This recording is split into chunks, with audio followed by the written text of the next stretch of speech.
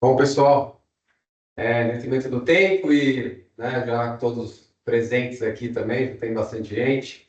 A gente vai falar um pouquinho sobre os resultados, tá, dos fundos e em seguida a gente começa a falar um pouco mais de mercado. O Michel vai passar um panorama, né, de como como fechou esse mês de janeiro e começou o mês de fevereiro. Tem bastante coisa interessante para a gente comentar com vocês.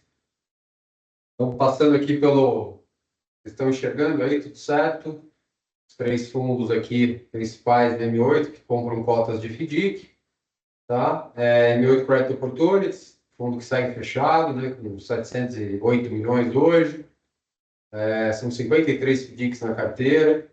A liquidez está realmente um pouquinho acima do que a gente vem trabalhando nos últimos tempos, né? Do ano passado para cá. A gente está com 6% de caixa, né? 6,14. Cota sênior 80,67 e cota mezanino um pouquinho menos, são 13,19, tá? Então, somando FDIC aberto mais a posição em caixa, a gente está com uma liquidez de até 30 dias de 41%, tá? Para um fundo de 91, ok? Subordinação júnior continua, obviamente, acima de 30%, que é o nosso mínimo, estamos com 32 e 36%. E as perdas, né, o índice de PDD, abaixo de 3%, seguindo a atuada aí no último trimestre, a gente segue abaixo de 3%. Ok? O fundo rendeu aí 121% do CDI no mês, né? E desde o início, 144%. M8 Credit Advanced, também, né? Lembrando aqui que ambos os fundos foram transformados em FDIC, tá?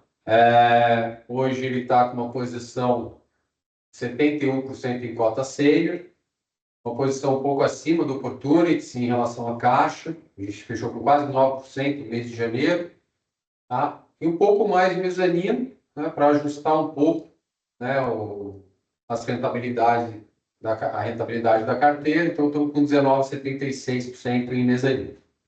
O fundo atingiu aí 567 milhões no fechamento de janeiro, diversificação 54 FDICs e a liquidez de até 30 dias, muito próximo do Opportunities também, com 41%, para um fundo que também é de 91. Tá? O índice de subordinação júnior segue, né, igual ao Opportunities, 32,36, e a PDD 2,46 de média mês. Tá bom? O fundo performa aí um pouquinho, né? A gente sempre comentou isso, né? A gente pega o momento de mercado, quando fechou o Opportunities em 24, em janeiro de 24, a gente pegou o momento de mercado e as taxas de cota sênior e mezanino já estavam sendo negociadas um pouco, valor um pouco mais, um percentual um pouco mais baixo, né? Estamos falando de CDI mais 3, 3,5, quando o Opportunities negociava CDI mais 4, 4,5, na pós-pandemia, quando a gente montou a maior parte da carteira. O Strategy, que alguns de vocês devem conhecer, para investidor profissional, né? A gente cresceu um pouquinho o PL dele nesses últimos 2 meses, estamos com quase 160 bilhões, né? São 31 FDICs sob gestão, na carteira, liquidez até 30 dias, estamos com 23,46, né? Um fundo de 360, então a gente tem um caixa aí um pouco menor do que a outra estratégia. Subordinação júnior 28,86, índice de perda 2,07, tá? Lembrando, é um fundo 2,20, e a gente tem um target aí de rodar 140%, 150% do CDI nesse fundo para profissional. Aqui, né, como é que está composta a carteira do Opportunities, seguimos aí com a mesma diversificação de sempre, né? Não chegamos a 10% no maior fundo, lembrando, as maiores posições são de FDICs sob gestão M8, e hoje a gente tem 59,01 de FDICs geridos pela M8, né, e 35% de FDICs abertos nessa carteira. A carteira do Advanced segue na mesma atuada também, não chegamos a 10% na maior posição, as maiores posições estão os FDICs da casa também, né, lembrando, né, a DGM, Gávea, Lotus, Safati, são os nossos One Seven, KS, são os nossos principais originadores. Tá? Hoje, FDIC sob gestão M8, estamos com 75,34%, e FDICs abertos, né, que pagam em até 30 dias, nós temos 32% nessa carteira. Isso também é bem relevante, né? Juntando com o caixa, a gente está um pouquinho acima de 41% de liquidez em até 30 dias. Passando aqui para o Strategy, né, também tem menos fundos, né? A gente tem uma posição, né, de 30 fundos hoje, tá? 93% da carteira são de FDICs geridos pela M8, e hoje a gente está com 20% em FDIC aberto, que paga também até 30 dias. Passando aqui para a renda fixa e previdência, temos dois fundos principais aqui, né, que é o Capital Plus, PIRF. Ele é um fundo D32, teve um desempenho de crescimento de PL no último trimestre interessante, né? Batemos aí, agora estamos por volta de 270 milhões aqui no mês, tá? Hoje 38% da carteira em cotas de FDIC, sênior e aberta, né? O restante da carteira, a gente ficou um pouco mais conservador, de fato, no final do ano, com medo de alguma novidade aí no apagar das luzes aí, né, que poderia acontecer. Então, a gente está com caixa mais relevante e aguardando também, né, um cenário um pouco melhor aí em relação aos spreads das companhias e dos bancos também, né? Teve uma movimentação em relação aos títulos bancários, né, de uma possível alteração e tributação dos bancos, das instituições financeiras. Então, a gente diminuiu um pouco a posição, a gente está com quase 8% em letras financeiras e 16% em debêntures de companhias abertas, com um nível de risco, né, que a gente considera, pelo menos, AAA. Tá? O fundo rodou um pouquinho abaixo do CDI esse último mês, né, mas simplesmente por questão de precificação. A gente tem uma posição em light, que, né, foi diminuída, inclusive, agora no mês de fevereiro. A gente tem uma posição de mais ou menos 0,65%, e a gente está com 0,22% hoje, tá? Depois da venda de 2/3 da posição. A gente está em números aí grandes, a gente está com R$500 mil de exposição no risco light, tá? O resto da carteira super conservador e contando aí com o apoio dos FDICs que rodam com um carrego bem interessante, tá? O fundo segue aí desde o início rodando 118, lembrando, esse fundo é para entregar aí na nossa cabeça a meta de rentabilidade entre 110 e 115 do CDI, então rodando um pouquinho acima.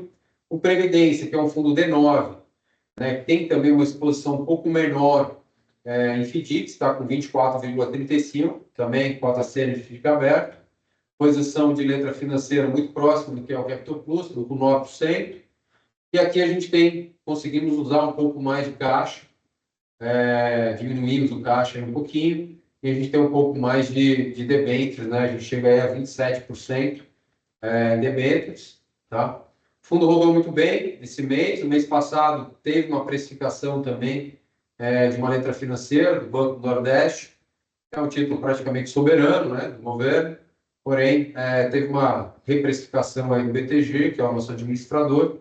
O fundo rodou um pouco abaixo do CDI, mas esse mês já vem recuperando, e esse ano aí seguimos por 110 e desde o início 112.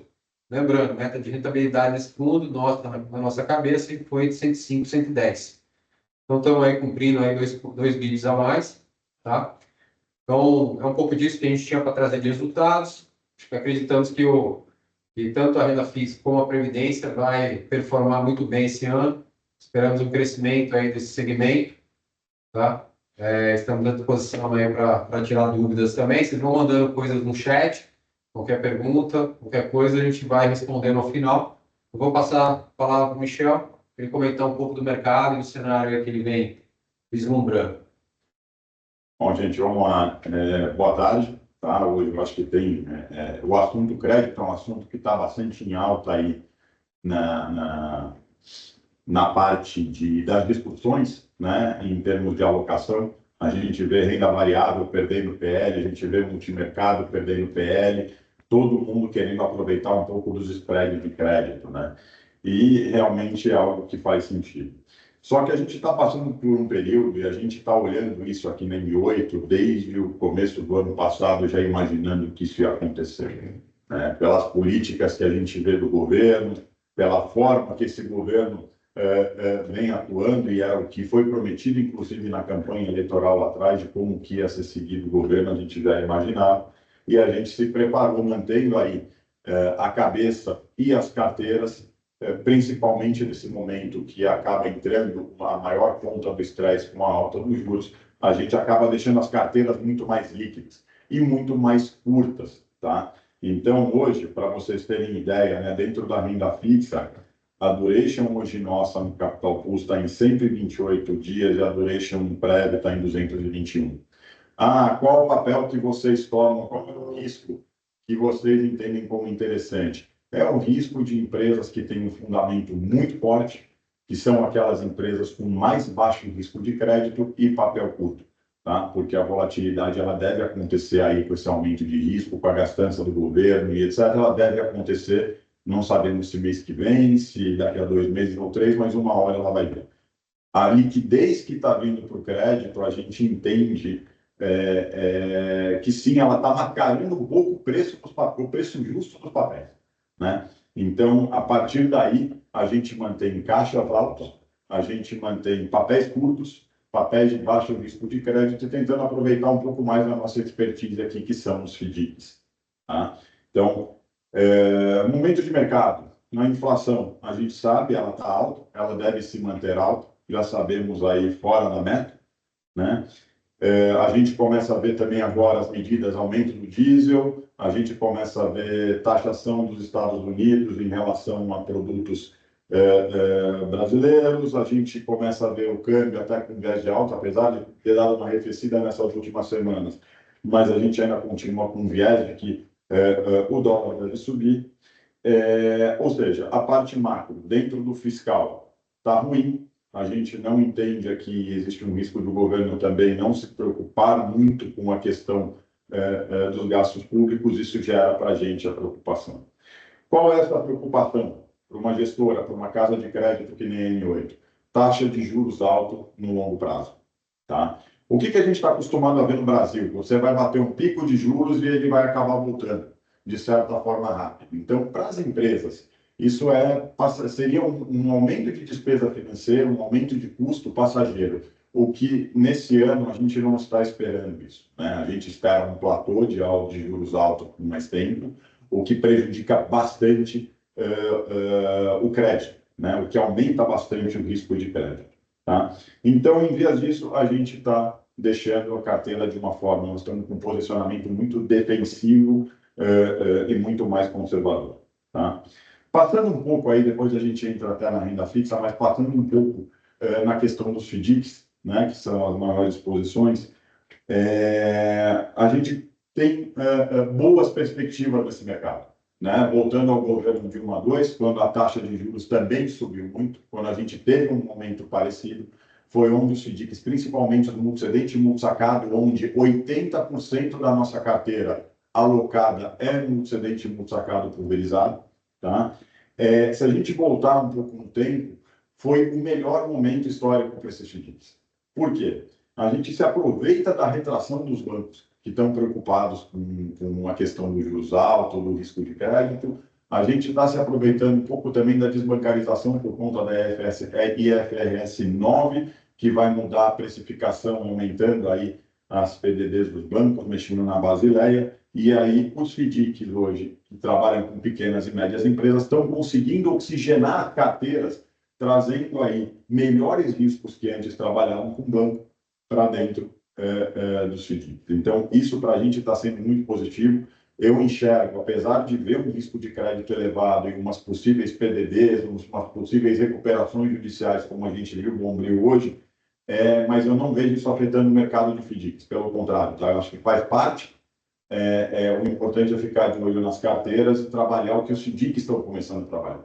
menos operações clean, que a gente chama, que são operações sem garantia, mais operações pulverizadas, performadas, duplicatas curtas, prazo médio hoje de 49 dias. Tá? Então, para passar um pouco dos dados aí, taxa média. Né? Como o recebível é muito curto, eles conseguem controlar muito bem as carteiras. Taxa média hoje das carteiras dos FDICs que a gente aloca, 2,42% na taxa média da aquisição de recebíveis. Se mantém, né? Se mantém já alguns trimestres. Na verdade, ela se manteve, mas a gente conseguiu ver um repasse. Né? No mês passado, a gente estava com 2,31. Né? Essa que foi a surpresa legal, porque com o aumento de juros, conseguiram repassar pelo menos aí 0,10. Se a gente for ver, é um repasse de 1,32 ao ano. Ou seja, eles estão conseguindo repassar um pouco esse aumento do CDI. Né?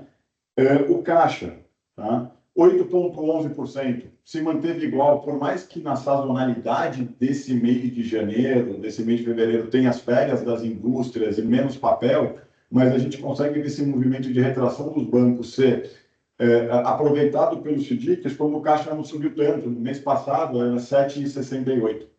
Né? Subordinação júnior se manteve.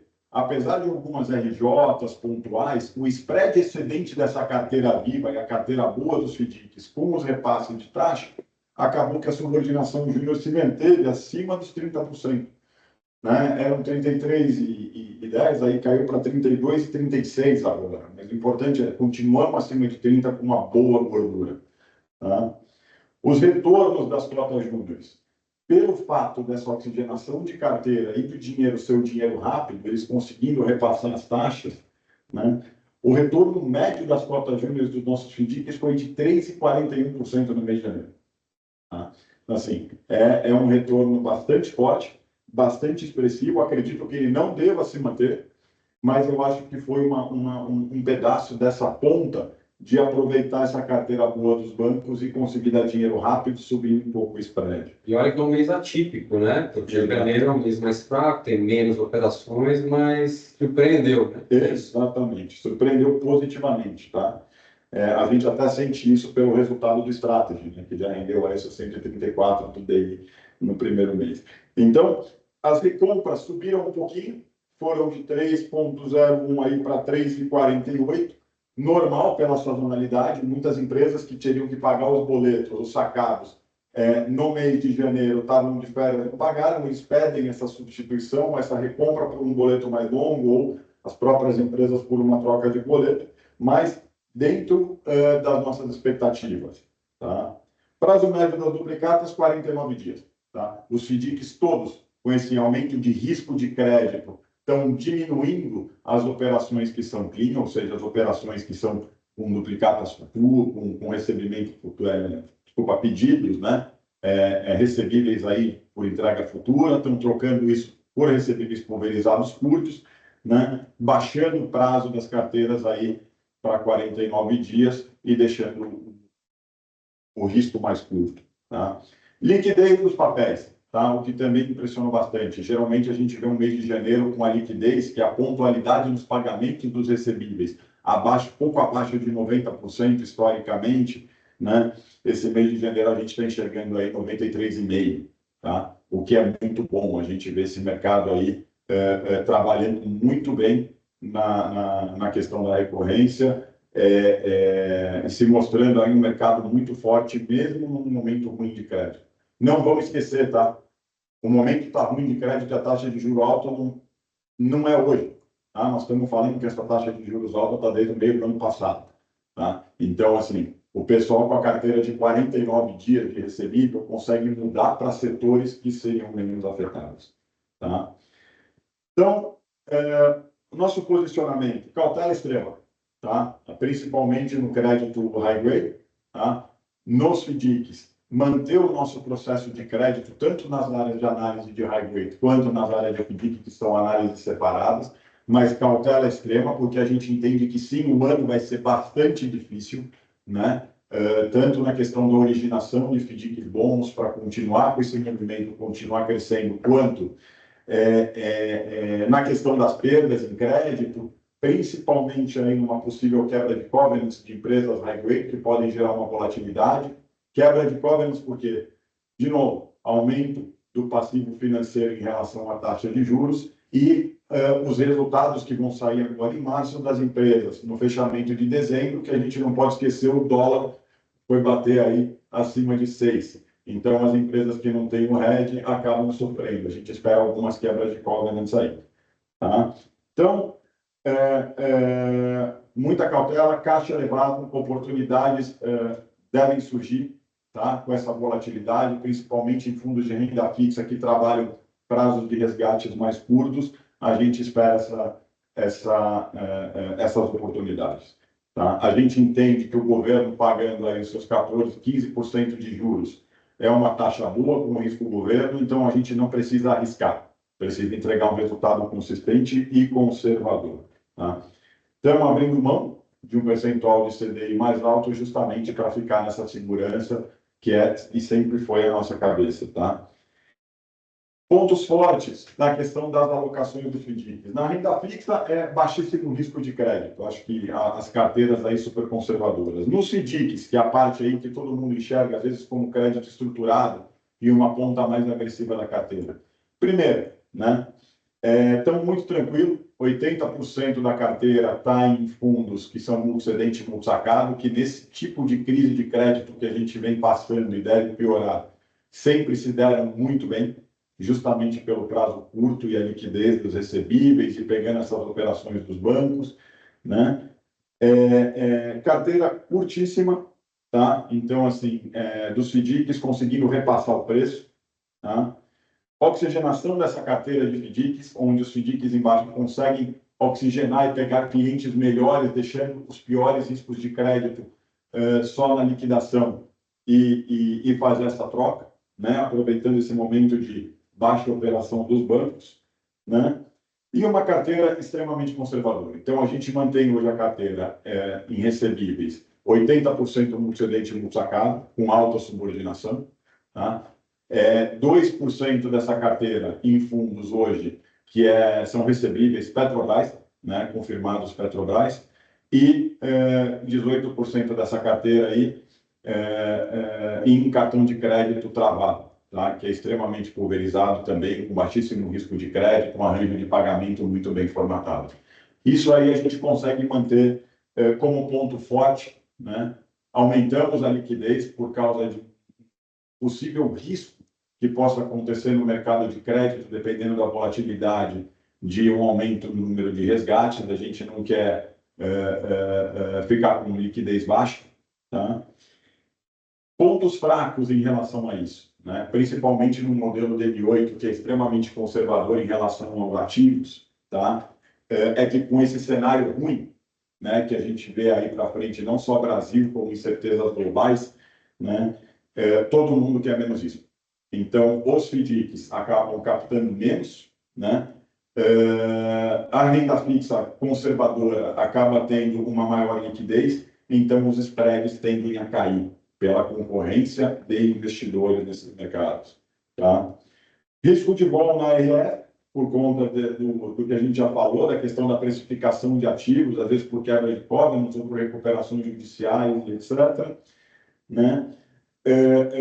E, obviamente, um trabalho operacional muito mais forte, porque o acompanhamento das carteiras de crédito tem que ser muito mais de perto, né? Então, a gente não só tem uma carteira conservadora, como está próximo das consultoras, dos FDICs, como está próximo das empresas, e olhar muito para o que a gente tem dentro de casa. Então, igual os FDICs oxigenam as carteiras deles lá na ponta, né? A gente, como dá crédito para esses FDICs, como dá crédito para as empresas no high grade, às vezes faz sentido a gente olhar um pouco para dentro de casa de forma mais forte e também oxigenar a nossa carteira aqui dentro.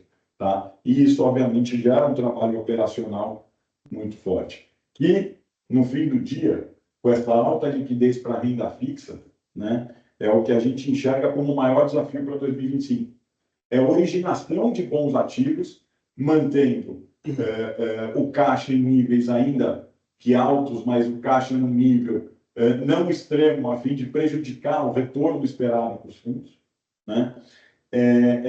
E achar realmente bons ativos que estejam emitindo cota, no caso dos FDICs, ou que sejam high grade de baixo risco de crédito, trazendo aí uma rentabilidade ainda boa, um prêmio de crédito que vale a pena, né? Então, acho que o desafio grande desse ano vai ser essa originação de ativo.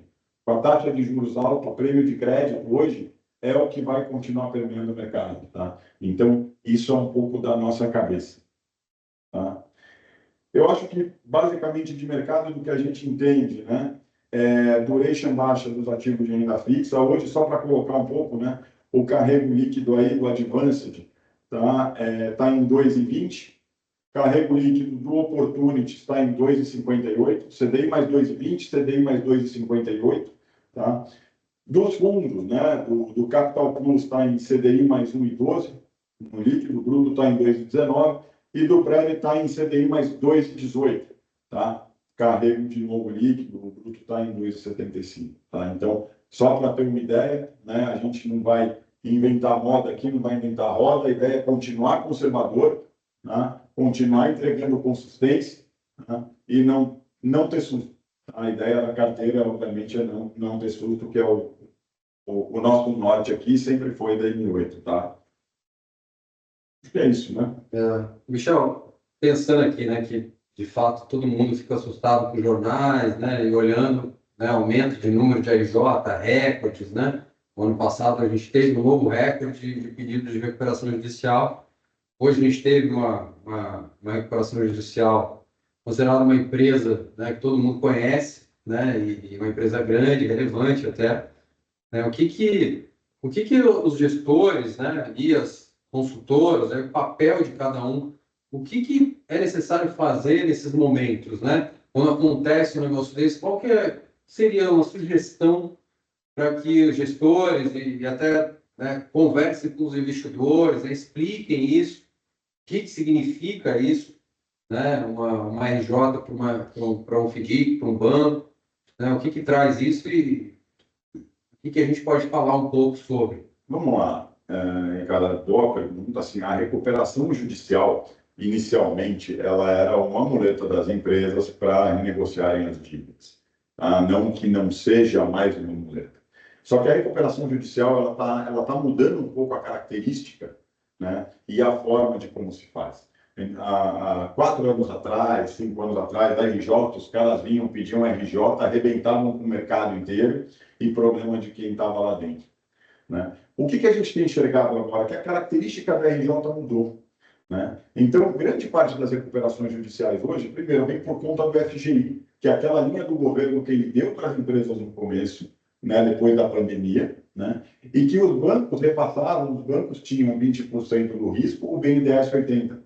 Né? Os bancos pegavam 20% de garantia e 80% clean. Só que existe uma cláusula no FGI, nas linhas do BNDES, de que os bancos não podem mais simplesmente renegociar essa dívida. Só podem fazer a renegociação em âmbito judicial. Então, para o banco não executar a empresa, ela entra com a RJ.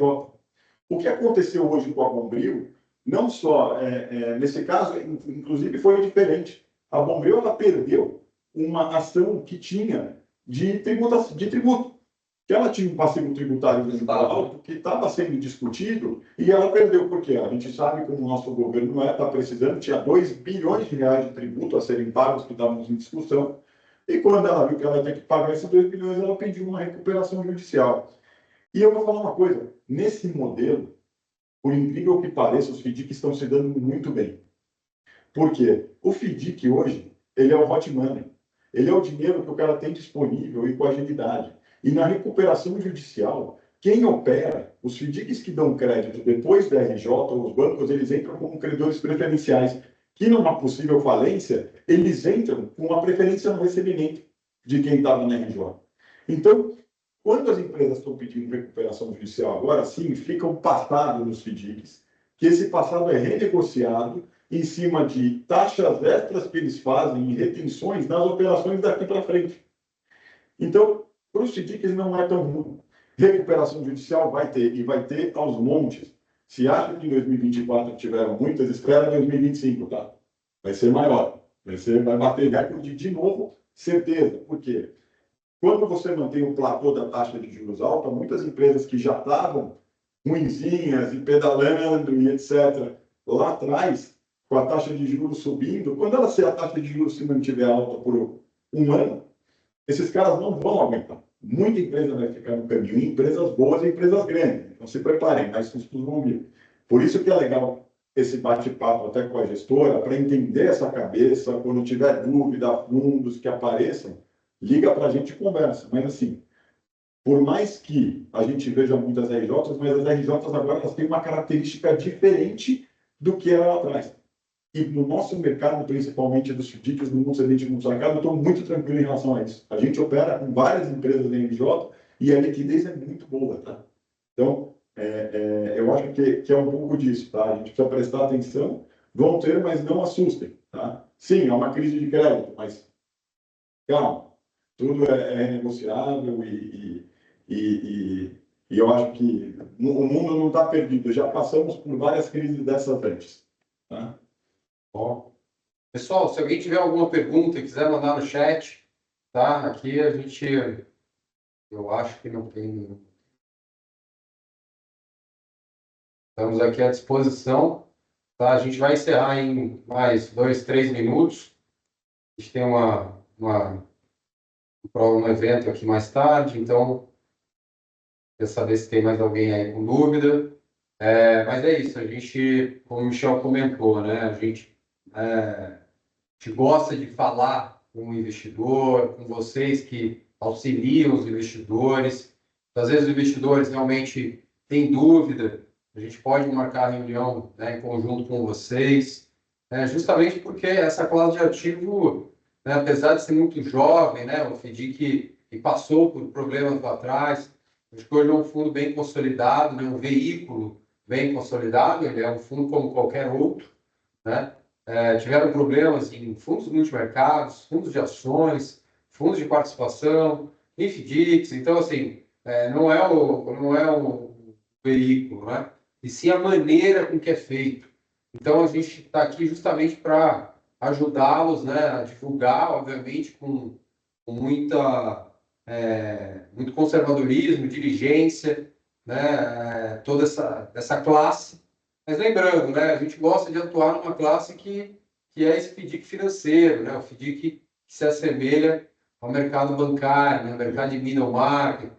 Né, a gente hoje ainda estamos ensaiando aí algumas estratégias novas com cartão de crédito, com trava, né, mas cartão de crédito tem que tomar muito cuidado para travar isso, que essa trava que a gente fala, né, junto ao banco emissor, seja feito com bancos emissores, né, a gente chama aqui de S1 e S2, que é uma classificação do Banco Central, por exemplo. Então, a gente dá preferência para esse tipo de fundo e aí vamos lá comprar um pouquinho de cota sênior e testar esse mercado. Então, assim, mas lembrando, também é algo bem pulverizado, tá? E sempre com uma subordinação alta, né? Porque se eu começar a comprar, se a gente começar a comprar FDICs que tem subordinação baixa, isso vai afetar o meu todo, né? Toda a carteira do Advanced, do Opportunities, tá? Então, assim, a gente segue na mesma toada, bem conservador, né? Acho que o Michel traz, acho que, algumas informações positivas, né? De crescimento, acho que os números, o índice de liquidez duplicado, que a gente acabou não falando, 93%, a gente viu no comitê hoje semanal de crédito, que a gente teve hoje pela manhã. Então, assim, a gente está bem tranquilo, os índices de PDD também abaixo aí da média, que a gente vinha acostumados aí nos últimos anos. Então, poxa, era isso, a gente quer passar aí essa mensagem para vocês e a gente se vê aí nos próximos Acho que só como um comentário, tá, Ricardo? A cabeça nossa ela é sempre a mesma. Então, se precisar, às vezes, entregar um pouco da rentabilidade em detrimento da segurança, a M8 ela não trabalha nos 100 metros. A M8 ela trabalha na maratona. Então, o que hoje talvez a rentabilidade seja um pouco mais baixa por questão de trabalhar com ativos mais seguros e um caixa um pouco mais alto, daqui a uns anos, isso se transforma em história. Sim. Né? E é isso que a gente está construindo aqui. A gente tem um fundo Opportunities da estratégia, já tem 8 anos. A gente nunca teve um atraso de cota, né? A gente nunca teve uma volatilidade por questão de afetação em termos de problemas em cota júniores ou etc., ou própria dúvida em relação a algum ativo investido por conta de administrador, e a ideia é continuar nessa toada, tá? Então, não é porque os juros foi para 14 que a gente vai buscar FDICs a CDI mais 7, porque a gente sabe que no fim do dia, no modelo que a gente gosta, essa conta não fecha. Então, a gente vai trabalhar com FDICs em termos de cota sênior um pouco mais baixa, vai deixar um pouco dessa rentabilidade em relação a percentual do CDI, mas a gente entende que dessa forma o negócio, a perenidade do negócio, a consistência do negócio, ela vai se manter. Então, é um pouco dessa mensagem que a gente quer passar para a turma aí, para o pessoal. Tá ótimo, Michel. Pessoal, agradeço a todos pela presença nesse segundo comitê, segundo call de resultados de 2025, e a gente, na próxima segunda-feira, segunda, terça-feira de março, a gente está aqui de volta. Tá bom? Obrigado. Boa tarde a todos. Boa tarde.